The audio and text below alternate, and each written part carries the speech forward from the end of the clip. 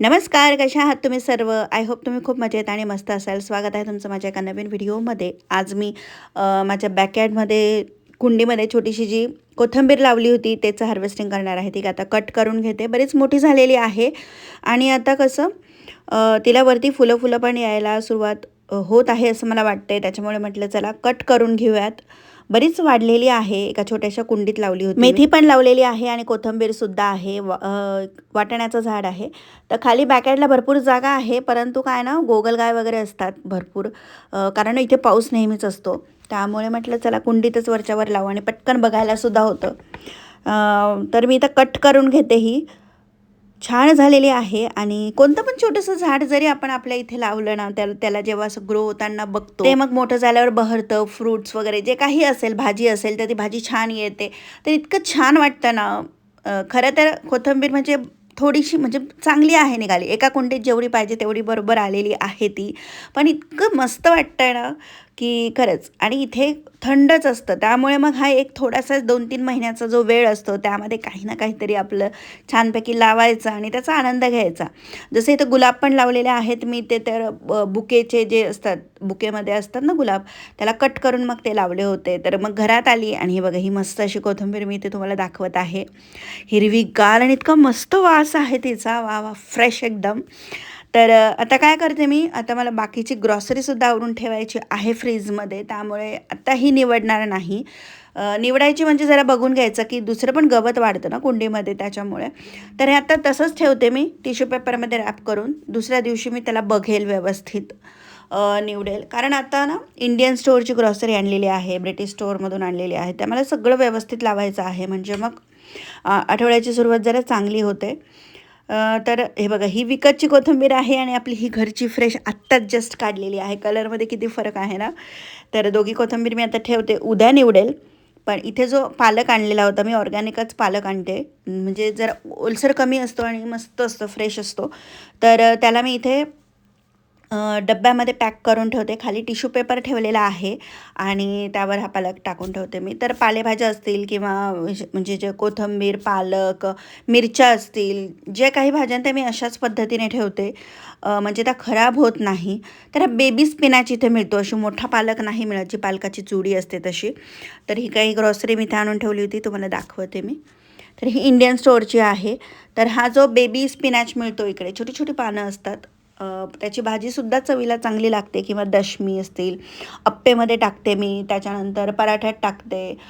काही उत्तप्पे वगैरे असतील तर त्याच्यात बारीक चिरून टाकते मी. म्हणजे कोणत्या ना कोणत्या प्रकारे जेवणामध्ये जायला पाहिजे, हेच एक टार्गेट आहे. कारण सध्या माझं पण आयरन कमी झालेलं आहे आणि मुलांनासुद्धा म्हटलं नको, त्यांना पण व्यवस्थितच पोषण मिळायला पाहिजे, म्हणून मी पालक आता दर आठवड्याला आणतेच.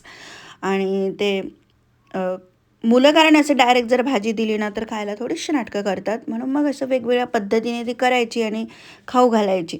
खरं तर ही पालकाची जी भाजी असते ना, पालकची, ती नुसतं दाण्याचं कूट आणि हिरवी मिरची आणि थोडासा कांदा टाकून इतकी बेस्ट लागते. तुम्हाला मी कधी रेसिपी शेअर करेल, नक्की शेअर करेल.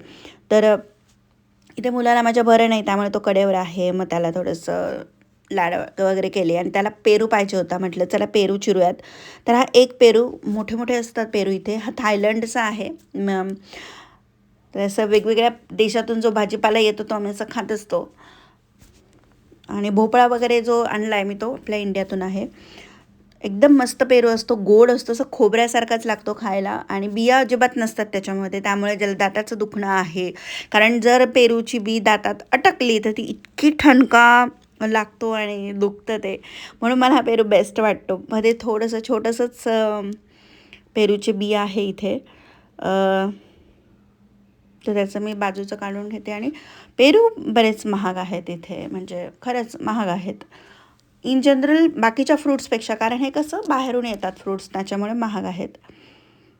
तर मी आता चिरून घेते पेरू सर्व आणि मग तुम्हाला दाखवते कसे आहेत ते. तर हे बघा इथे मस्त पेरू आहे, ते बाजूला द्राक्ष दिसत आहेत, ते थोडेसेच उरले होते, ते मुलीला खायचे होते म्हणून मी तिथे ठेवलेले आहेत. आणि पेरू बघा एकदम छान आहे, गोड आहे आणि बी पण एकदम कमी आहे.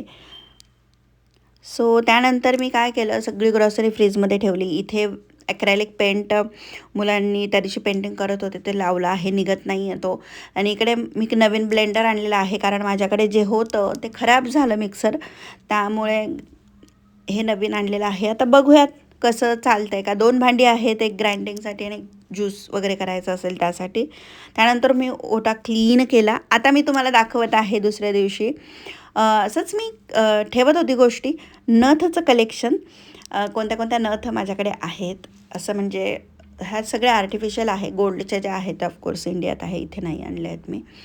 आणि खूप पण अशा खूप नाही आहे माझ्याकडे नथ.